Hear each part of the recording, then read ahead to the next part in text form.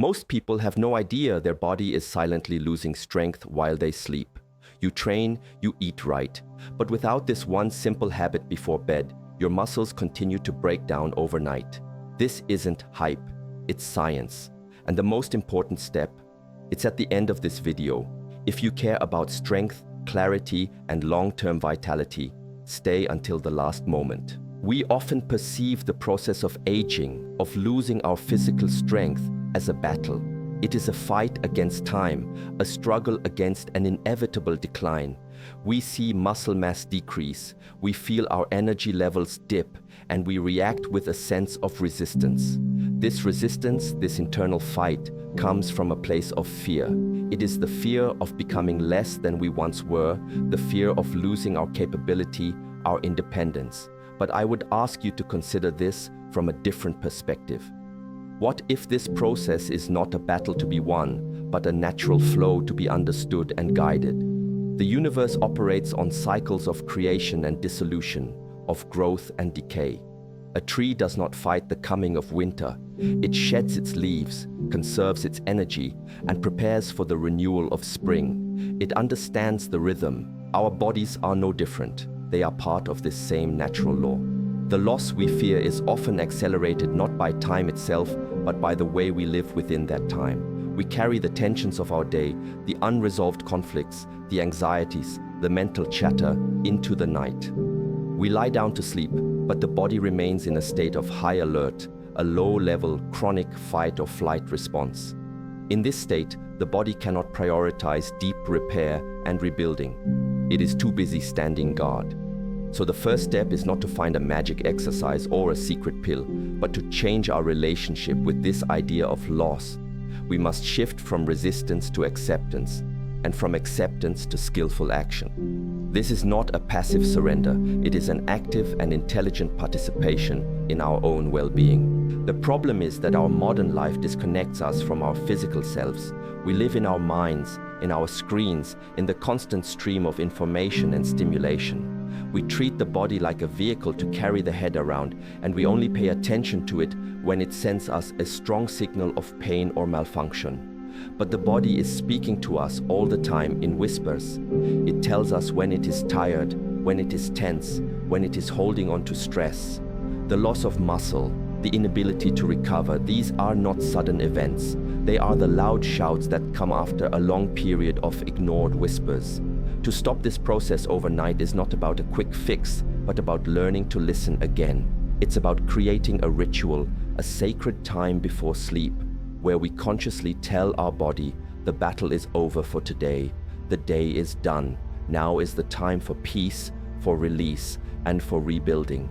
This shift in mindset is the foundation upon which the entire practice is built. Without it, any physical movement is merely empty motion. Body's wisdom. Our body possesses an incredible, innate intelligence. We often overlook this, treating it as a machine that needs constant fixing and intervention from the outside. But think about it. It knows how to heal a cut, how to fight off an infection, how to digest food and turn it into life force. This intelligence, this vital energy, is always working for us. In many traditions, this is called Shi, or prana. It is the animating force that flows through us. When this energy is abundant and flows freely, the body is healthy, vibrant, and strong. When it is depleted or stagnant, we experience illness, fatigue, and decay. The loss of muscle is a symptom of this energy, this chi, being blocked or diverted. It's a sign that the body's resources are being spent on managing stress rather than on regeneration. The night is supposed to be the prime time for this intelligence to do its most profound work. While the conscious mind rests, the body's wisdom takes over. It is the master craftsman that comes in to repair the workshop. It detoxifies the organs, balances the hormones, repairs damaged tissues, and consolidates memory. This is the scientific reality. We know that deep sleep is when growth hormone is released, which is essential for cellular repair and muscle growth. We also know that stress and the cortisol it produces directly inhibits this process. Cortisol is a catabolic hormone. It breaks things down. Growth hormone is an anabolic hormone. It builds things up.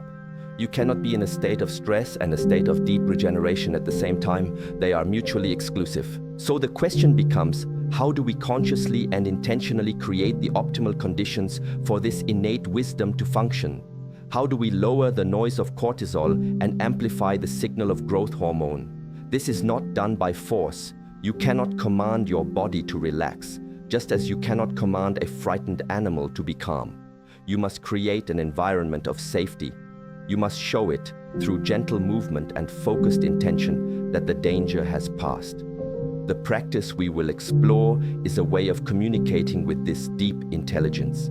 It is a language of breath, movement, and awareness that speaks directly to the nervous system, shifting it from the sympathetic state of fight or flight to the parasympathetic state of rest and digest, or more accurately, rest and repair. We are not imposing our will upon the body. We are simply getting out of its way, removing the obstacles we have placed before it, and allowing its profound wisdom to do what it does best. Night's purpose? Let us reconsider the purpose of the night. For many, it is simply a passive shutdown, the end of the productive day. We work, we eat, we seek distraction, and then we fall into unconsciousness, hoping to wake up with enough energy to do it all again. We see sleep as an absence of activity, an absence of consciousness. But this is a profound misunderstanding. The night is not an absence. It is a different kind of presence. It is the other half of life. The day is for external action, for doing, for spending energy. The night is for internal action, for being, for gathering and transforming energy. It is arguably the most important part of our 24-hour cycle for long-term health and vitality. What happens in these hours determines the quality of our waking life. The quality of our sleep is determined by the state in which we enter it. Imagine a lake. If you spend the last hour of the day throwing stones into it, stirring up mud from the bottom, the water will be turbulent and murky for hours.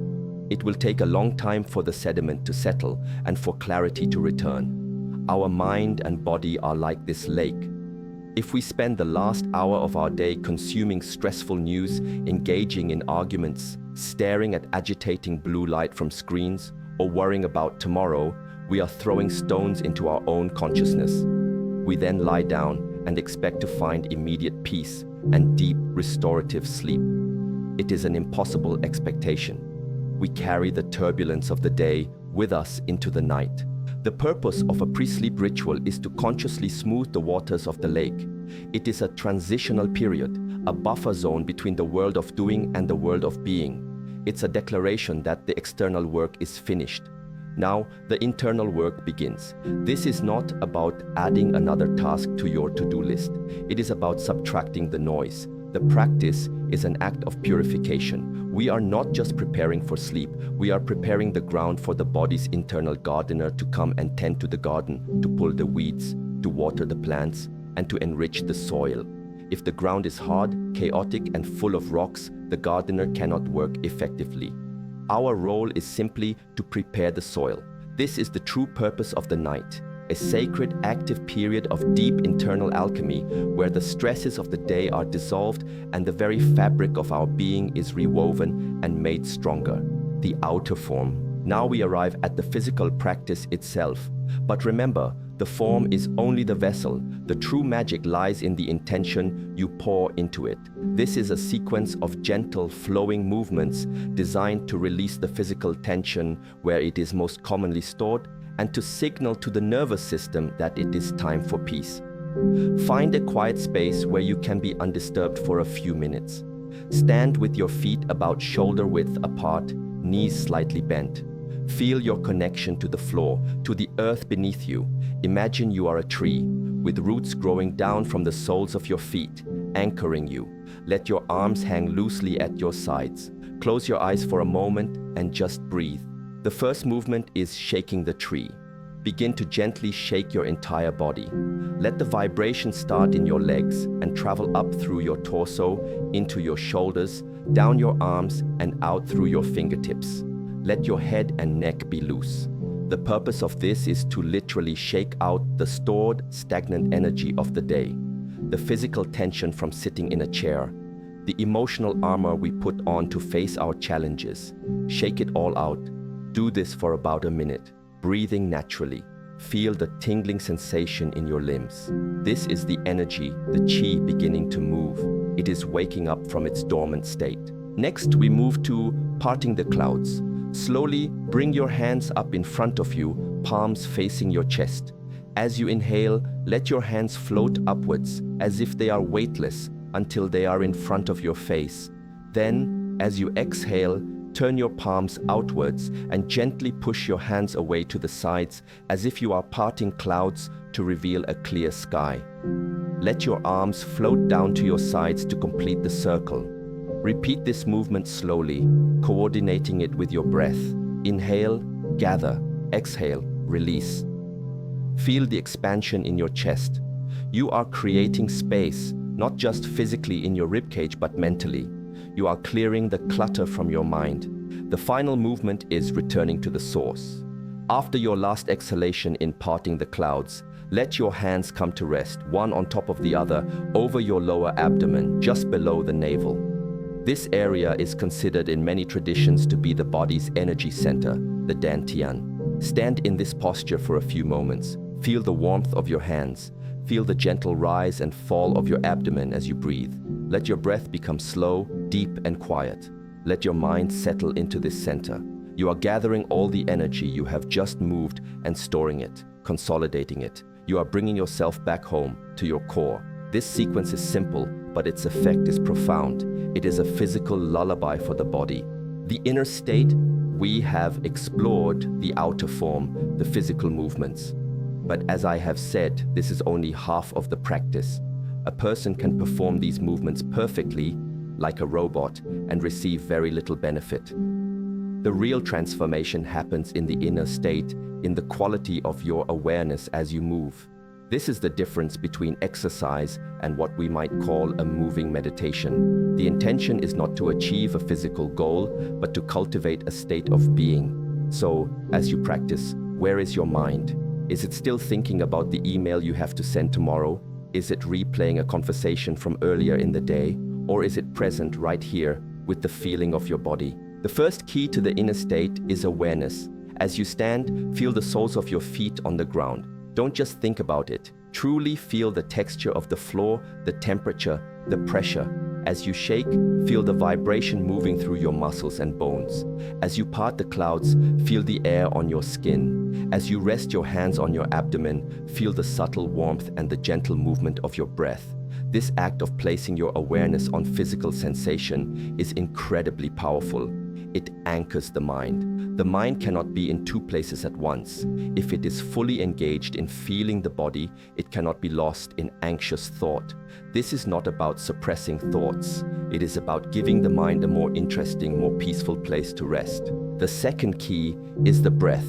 The breath is the bridge between the mind and the body. A stressed mind leads to short, shallow breathing. A calm mind is reflected in slow, deep breathing. But it is a two-way bridge. You can consciously change your breathing pattern to change your mental state. As you practice the movements, let your breath be your guide. Don't force it. Simply allow it to become slower, quieter, and deeper. Imagine with each exhalation that you are releasing not just air, but also tension, worry, and fatigue. Let it all go. With each inhalation, imagine you are drawing in not just oxygen, but calm, peace, and fresh, vital energy. This conscious, intentional breathing transforms the movements from mere gymnastics into a profound act of cleansing and renewal. Finally, the third key is the quality of sung, a concept that can be translated as a state of relaxed readiness or active release. It is not a complete limp collapse. A tree that is sung is not rigid, but it is also not floppy. It can sway in the wind without breaking. As you practice, seek this quality in your body. Let go of any unnecessary tension in your shoulders, your jaw, your hands. Allow your joints to be open and free. Allow the movements to be fluid, like water, rather than stiff and mechanical. This inner state of sung is the secret ingredient. It is a physical expression of a mental state of letting go. When you cultivate this, you are teaching your entire being, mind, body, and nervous system how to release its grip and enter a state of profound restorative peace. Releasing tension. Tension is the great enemy of restoration. It is the adversary we create within ourselves. And we must understand that this tension is not just a physical phenomenon. It is psychosomatic. It begins in the mind as a reaction to perceived threats, worries, and pressures, and it is then stored in the body's tissues.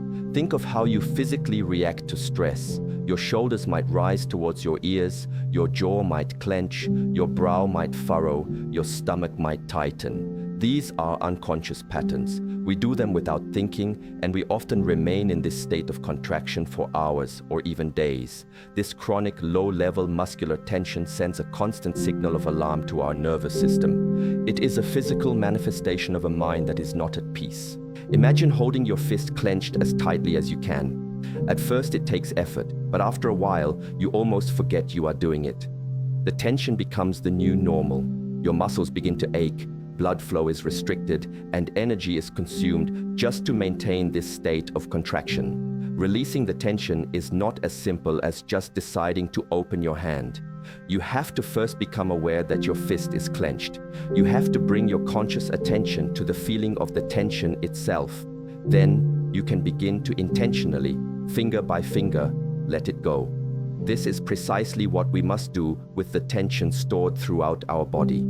The nightly practice is a moment of becoming aware of our clenched fists, the tight shoulders, the rigid neck, the guarded posture. The gentle shaking helps to dislodge this deep-seated tension to break up the pattern. The slow flowing movements of parting the clouds encourage the muscles to lengthen and soften. But the real release happens with a conscious act of will. As you move, scan your body with your mind's eye. Where are you holding on? Is it in your neck, your lower back, your hands? Don't judge it or fight it. Simply notice it. And then, with your out-breath, give that area permission to let go. Imagine the tension melting away like ice in the sun. Imagine it flowing down, out of your body, and into the earth. This is a practice of surrender. We are surrendering the day's battles. We are laying down our armor. We cannot enter the sanctuary of deep sleep while still wearing our armor. It is too heavy, too restrictive. The release of physical tension is the essential prerequisite for the release of mental and emotional tension, creating the space for true deep rest and repair to occur. Cultivating stillness. After we have shaken out the stagnant energy, moved to create space, and consciously released the tension, we arrive at the final and most important phase of the practice, the cultivation of stillness. This is the state we enter in the final posture, with our hands resting on our lower abdomen. But stillness, in this context, does not mean emptiness or nothingness. It is not a void, it is a state of profound, potent calm.